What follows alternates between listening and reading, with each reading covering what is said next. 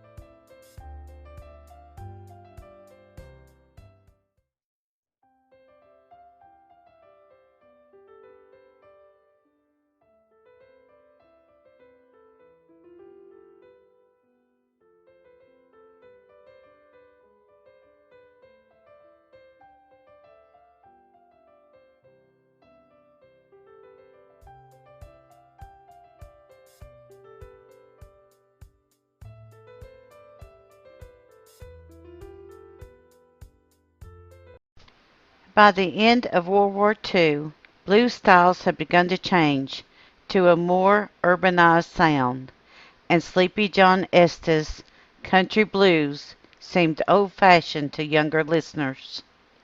All of his recordings until the 1960s were, quote, race records, unquote, designed to be marketed primarily to African American buyers. Sleepy John made many tours for his fans, beginning with a series of concerts at colleges and folk music clubs in 1962. Hammy Nixon almost always accompanied him, and sometimes they were joined by Yank Rochelle, who had settled in Indianapolis. Sleepy John and the Country Blues. Blues arose around 1900 as a new genre of folk music among African Americans in the rural South and those who were in the process of moving to urban and industrial locations throughout the nation. Since there was normally some expectation of remuneration by the performer, blues quickly entered the realm of popular music by 1910 through 1912, was appearing in public sheet music and being heard on professional stages. By 1920, African American blues singers were making commercial recordings. Blues introduced several radical and innovative qualities to American popular music, such as the frankness and realism and intense concentration on self in the lyrics, an asymmetric three-line verse form, an elevated role of the instrument as a, quote, second voice, unquote, flexible treatment of certain pitches known as, quote, blue notes, unquote, and an overall improvisatory and spontaneous approach to performance. Sleepy John Estes was one of many young rural African Americans attracted to this new music. He was of the first generation of singers who became blues specialists.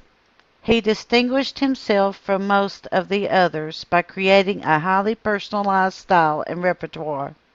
He largely avoided solo mode of performance and sought out musical partners, presenting his blues in various formats, such as guitar, harmonica, guitar, piano, mandolin, and jug bands. Estes sang in a distinctive high-pitched voice, rich in emotion, one that has often been described as, quote, crying, unquote, the blues. Perhaps the most outstanding feature of his music is his large repertoire of topical songs about his personal experiences, acquaintances, and events, many of them set in his hometown of Brownsville, and painting a rich and varied picture of a southern town in the middle of decades of the 20th century. He sings of lady friends such as Martha Hardin and Little Laura, black businessmen such as auto mechanic Vassar Williams and undertaker Al Rawls, and white patrons such as Lawyer Clark and three generations of the Mann family. Other songs describe his perilous adventures on the road, Floating Bridge, and trains, Hobo Jungle Blues, and Special Agent Railroad Police Blues, and his blindness, Stone Blind. He could also sing about national and political events in songs such as Government Money, Working Man Blues, and He Stayed Away Too Long. The latter is about the assassination of President John Kennedy. Altogether, Sleepy John Estes is one of the most original and distinctive voices that the country blues tradition has ever known. Recording career highlights. Sleepy John Estes had several genuine hits over the course of his long recording career, with some of his songs achieving the status of blues standards that have continued to be covered by other artists in varying styles. His first recorded song from 1929, "The Girl I Love, She Got Long Curly Hair," is better known as Brownville Blues, and has been recorded in later versions by many artists who have never lived in Brownsville. His most enduring song, "Some Day Baby Blues," was recorded in 1935 and has been covered by Big Mako, Ray Charles, and Bob Dylan, among others.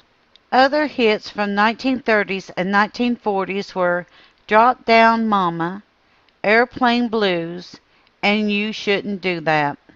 His 1962 album, The Legend of Sleepy John Estes, was a critical success and marked his successful return to recording and performing after a gap of more than 20 years. Brownsville Blues, recorded the same year, was a remarkable collection of songs celebrating and commenting on various personalities and events associated with his hometown.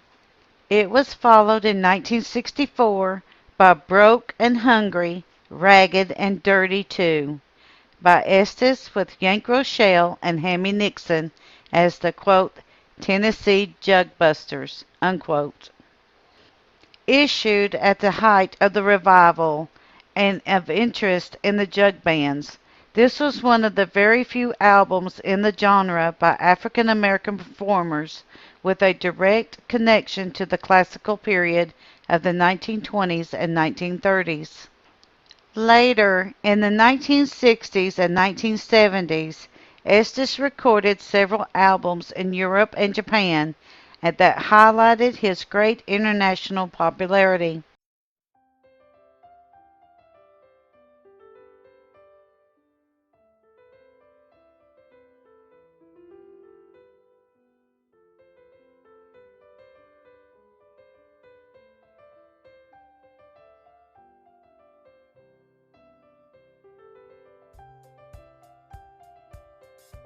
We at Kentucky, Tennessee Living would like to thank you for coming with us to the home of legendary blues pioneer Sleepy John Estes, John Adam Estes, 1899 through 1977. Don't forget to hit that like button, as the more likes we receive, the more likely YouTube is to suggest our videos to other viewers.